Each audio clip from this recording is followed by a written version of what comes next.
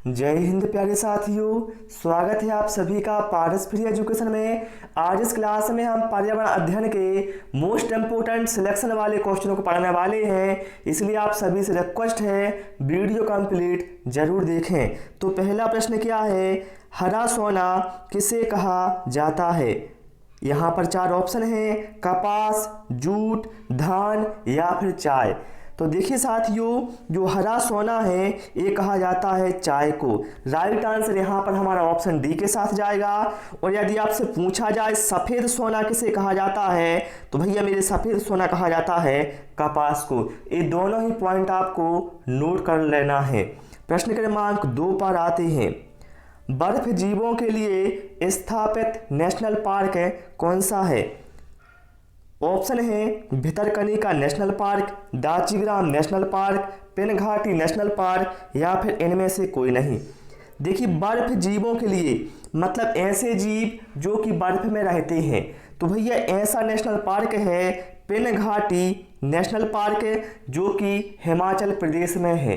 ठीक है, चलिए प्रश्न क्रमांक 3। ओलिव रिडले किससे संबंधित है? बताना है ओलिव रिडले किससे संबंधित है? डॉल्फिन, कछुआ, पेंगुइन या फिर मछली। जो ओलिव रिडले है भैया, यह एक कछुए की प्रजाति है। राइट आंसर यहाँ पर हमारा ऑप्शन बी के साथ चला जाएगा। यह प्रजाति भितरकनिका राष्ट्रीय उद्यान में होती है।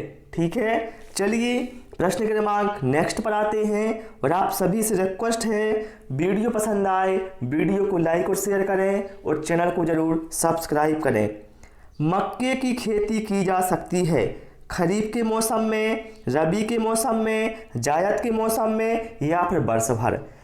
अब भैया मेरे हम सभी जानते हैं मक्का क्या है, एक खरीफ की फसल है, अर्थात मक्के की जो खेती है वह खरीफ के मौसम में की जाती है। राइट आंसर यहाँ पर हमारा ऑप्शन ए के साथ जाएगा।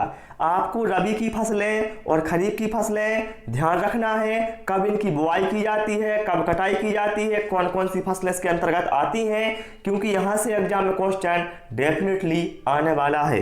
प्रश्न क्रमांक 5 पर आते हैं। पृथ्वी की जुड़वा बहन कहे जाने वाले ग्रह का क्या नाम है? ऐसा कौन सा ग्रह है जिसे पृथ्वी की जुड़वा बहन कहा जाता है? बुध, शुक्र, मंगल या फिर प्लूटो।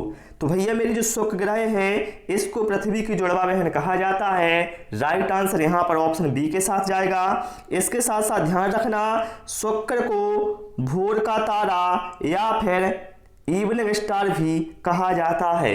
ठीक है, चलिए प्रश्न क्रमांक 6। निम्न में से कौन सा तत्व दांतों के क्षरण के लिए सबसे अधिक उत्तरदायी है? कैल्शियम, फ्लोराइड, क्लोरीन या फिर पोटेशियम।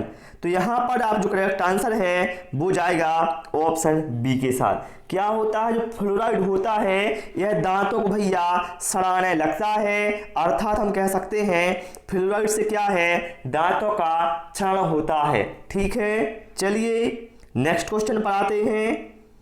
पीत क्रांति संबंधित है उत्पादन से।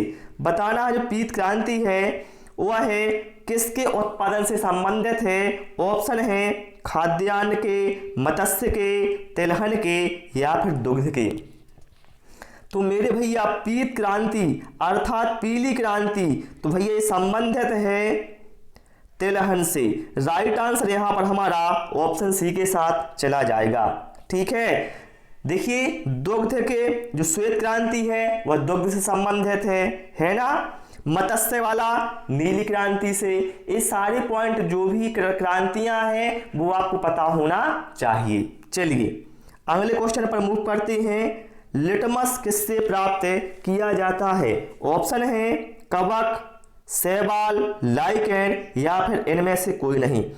तो साथियों जो लिटमस है यह है लाइकेन से प्राप्त किया जाता है। इसके साथ साथ आपको ध्यान रखना है जो लाइकेन है यह वायु प्रदूषण के अच्छे सूचक होते हैं। ओके, चलिए आप सभी लोग भी सारे प्रश्नों के आंसर या तो कमेंट करते जाएं या फिर कॉपी में नोट करते जाएं। मांसपेशियों में कौन सा प्रोटीन पाया जाता है? कीरेटिन, ओसिन, मायोसिन या फिर इनमें से कोई नहीं। तो यहाँ पर जो हमारा करेक्ट आंसर है वो जाएगा मायोसिन के साथ। देखिए मांसपेशियों में साथियों मायोसिन प्रोटीन पाया जाता है। ध्यान रखना यदि पूछा जाए हड्डियों में कौन सा प्रोटीन पाया जाता है तो आपको बताना है ओसिन प्रोटीन। बालों में कौन सा प्रोटीन पाया जाता है आपको बताना है कीरेटिन प्रोटीन।